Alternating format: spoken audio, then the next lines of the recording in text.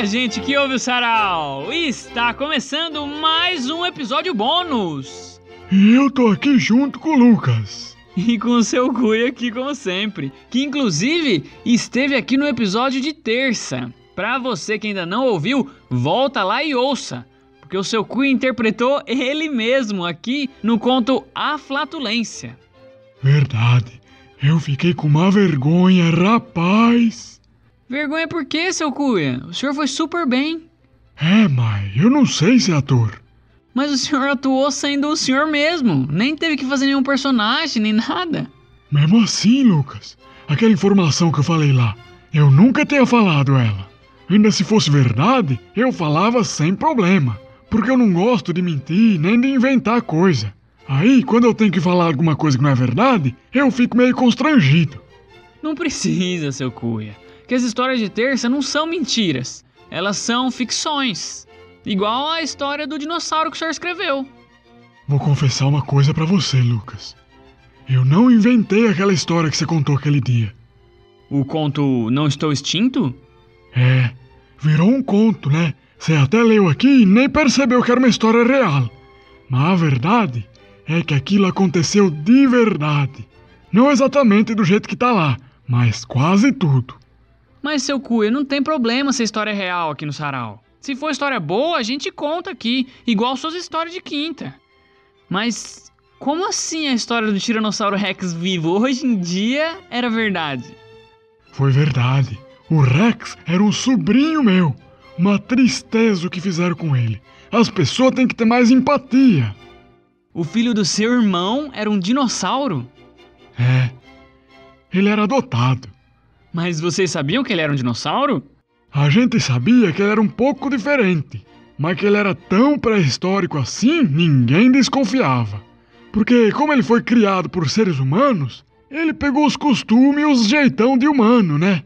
Ele comia o que a gente comia, usava o que a gente usava. Era imperceptível a diferença.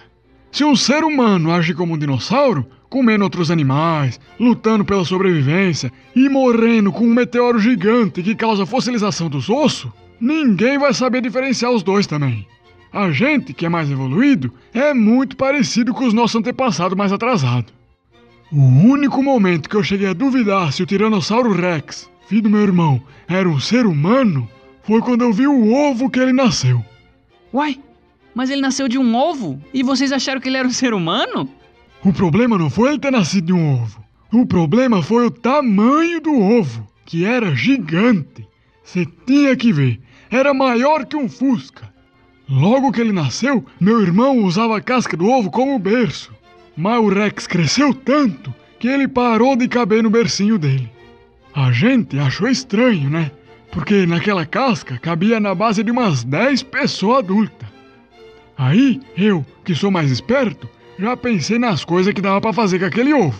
Porque era uma coisa que ninguém nunca tinha visto. Um ovo de gente. Você já viu um? Ovo de gente? Você já viu? Assim, de nascer pessoas de um ovo de gente, não. Pois então, como era um ovo grandão e era bem grosso, eu peguei ele pra usar como casa. Entrei dentro e construí umas divisórias. Ficou uma kitnet bonitona, com 2 quartos, cozinha, sala e banheiro. Tudo com decoração amarela e branca pra combinar com o ambiente. Só que o problema é que eu não usava despertador normal na época que eu comecei a morar no ovo. Aí, pra eu acordar na hora, eu tinha um galo que morava junto comigo. Ele era advogado na época, mas fazia uns bicos de despertador. Na verdade, eu nem pagava ele pra ele me acordar, porque era da natureza dele acordar cedinho e já gritar enlouquecidamente. Eu até perguntei pra ele qual que era o motivo disso, e ele falou que nunca conseguiu evitar. Era alguma coisa intrínseca dos galináceos. E essa coisa intrínseca dele que foi o que acabou fazendo eu perder essa minha casinha oval. Os vizinhos começaram a reclamar do barulho do galo, né? Não, foi outra coisa da natureza do Galileu que estragou nossa casinha. O galo chamava Galileu? Galileu Galilei Galinácio da Silva. Ah, tinha um da Silva no final? Tinha, o pai dele era da Silva. Mas o que aconteceu é que o Galileu tinha um tique nervoso que começou a fazer ele se sentir forçado a bicar a casca do ovo até quebrar. Depois que tudo aconteceu, ele falou que isso era um instinto primitivo dele. Alguma coisa relacionada à sobrevivência, nascimento e libertação do povo dele. Eu não entendia direito, mas depois de 1 ano de bicação do Galileu, a gente já estava sem teto na nossa casa ovo. Tivemos que abandonar a estrutura, porque não tinha mais conserto. Deixamos perto de um lugar que tinha águas termais, sabe? Água quente natural. Deixamos lá, para se alguém quisesse usar com banheira, podia usar. E o senhor sabe se alguém usou? Depois de um tempo, descobrimos que tinham tirado a casca do ovo de lá. Tinham levado para os Estados Unidos e construído um espetáculo da Broadway com o ovo. Era um musical que eles entravam tudo dentro da casca do ovo e cantavam sobre os OVNI. Eles fingiam que o ovo era de extraterrestre e no espetáculo eles jogavam ovo de galinha para todo lado. Era muito engraçado. Eu fui assistir, mas como eu não falava inglês, eu não entendi nada. Só achei engraçado ele estar falando de extraterrestre com o ovo de um morador do planeta Terra. Que inclusive, na época que isso aconteceu, a gente ainda achava que aquele ovo era de um ser humano terrestre ainda. Mas depois que a gente descobriu que aquele ovo era de um dinossauro, ainda assim, aquilo não tinha nada a ver com alienígena de outro planeta. E o ovo tá lá até hoje? Não, eu fiquei sabendo que teve um homem mais rico que comprou o ovo dos cantores da Broadway e enterrou, para esperar ele fossilizar, para depois vender e ganhar mais dinheiro. Olha aí que boa ideia. Só vai ter que esperar alguns milhões de anos. Verdade.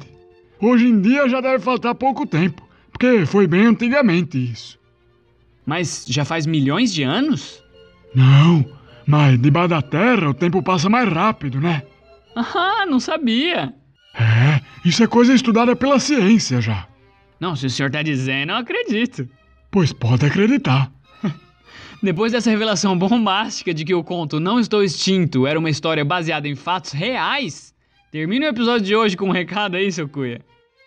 Sempre que você vê um ovo, ouvinte, desconfie se ele é de galinha, de gente ou de dinossauro, porque só olhando por fora não dá pra saber a diferença.